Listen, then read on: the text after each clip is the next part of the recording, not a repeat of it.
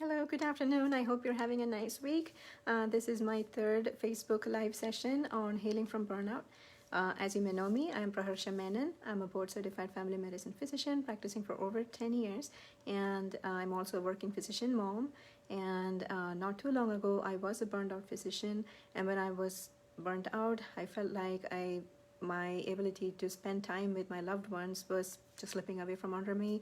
I questioned my sanity and even led me to question my ability to sustain my career.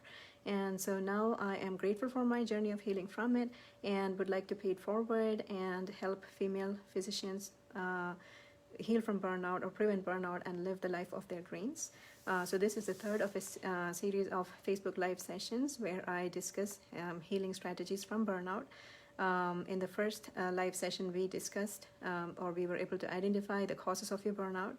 In the second session, we were able to identify the effects burnout has on you, and also we were able to categorize those effects into different categories based on the chakra system so that we can target our healing effectively at those.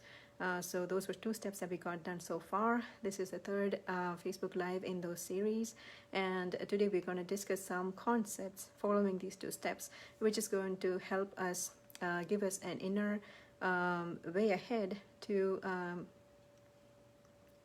progress in our healing. So and by the way, if you have not been able to catch the live sessions earlier, you may find them through independent search on my Facebook timeline, or you may also find it in our Facebook group, Enlightened MD. So that is www.facebook.com/groups/Enlightened MDs, ENLIGHTENADMDS, Enlightened MDs. I see one person watching. If you're able to wave or say hi in the text, I would be able to identify who you are. Welcome to the live. So I'm just going to glance over to my book so I can also read out from it as well. Again, my ebook is called Life and Soul Healing for the Burned Out MD. Stop the slide to rock bottom, reclaim your energy, and be the boss of your own life. And it is completely free. So it's on my website as well. If you have not been able to download it, please do go to www.praharshamenon.com and click on the image with an ebook anywhere on the home page, and that should lead you to being able to download the book. And let's go to the next chapter that we're going to discuss in this. It's called Knowing Yourself Inside and Out. So let me start this section by asking you a very, very important question. Who are you? I'm not kidding. It's like the song. Who do you think you are? Who do you think you are? And who am I? Well, I have a very good reason to ask you that, because when I write my biography for my work, I would say that I'm Praharsha Menon. I would say my work experience. I would say my specialty. And then I would also add anything else that's relevant to my experience there, like my philosophy on treating my patients. I see my patients as an entire person. I see them as a beautiful soul. I treat patients from the womb to the tomb, etc. And on top of that, I would also add areas of interest like the disease pathology that I may specialize in. So that gives somewhat of an entire worldly identity of me pertaining to my workplace. Now, let's do a fun exercise to find out who you are pertaining to your workplace, right? So when you're ready, please do take a sheet of paper or your journal and start answering this prompt. And you're going to write in exactly what you would tell someone as a description of who you are at your workplace. This may sound simple, but there's a methodology to it, and we are going to see why you are answering it at this time. So when you're ready, please do go ahead and feel free to take a few moments to write that answer down. And if you're catching this after the live session, you may pause the video anytime and then finish your answer and then come back to it. I'll give you a few moments here, and I'll be right here.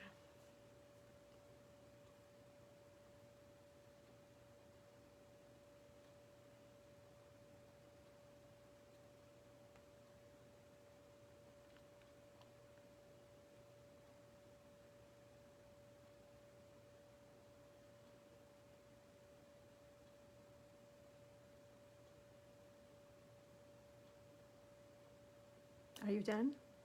Good job. You just identified who you are at work. And when I gave you the description of me pertaining to my work, I just described who I was at work. But is that all I am? I would say I'm also a mom to a very naughty and active 8-year-old. I am an avid gardener, a doting friend, an aunt, a daughter, and so on. So there's more to me beyond my work, right? So I would like you to explore who you are outside of your work identity. So let's go back to your sheet of paper.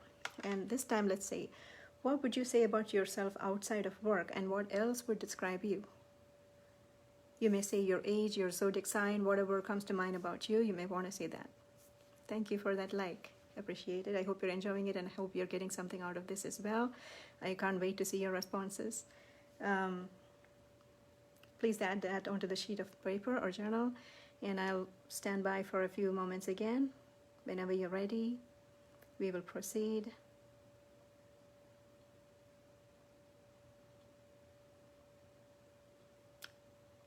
This time, thank you, Sangeeta.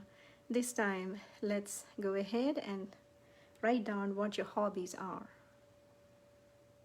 What are your hobbies? I'll be on standby.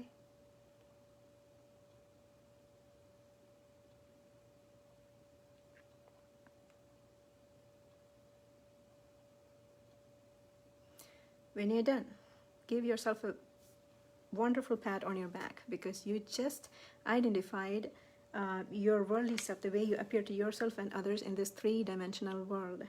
This is called your ego self. So what's your ego self? Your ego self is the tangible way you appear to yourself and others in this 3-dimensional world, like how the outside world can perceive you by the 5 senses, how the outside world knows you by touch, sight, hearing, taste, and smell. It's not that bad. Think of perfume, in case you're wondering. And not to be confused with the alternate meaning of a bad attitude, your ego self just indicates the tangible way you appear to the external world and to yourself. Okay, so now let's explore more, and let's pick up that paper again. I really can't wait for you to get to this part. Okay, this is the most important part.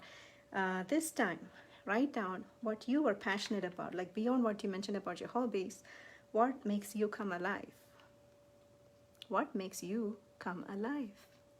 In my case, I can say sustainable living practices, organic gardening, organic living, green living of any kind, organic foods, art, drawing, dancing, music, teaching, creating awareness, protecting animals from cruelty, protecting people, trying to make the world a better place. All those are things that make me come alive. So what makes you come alive? Pause the video if you need to. Please do write down your responses. Take your time to do that. And I'll be right here.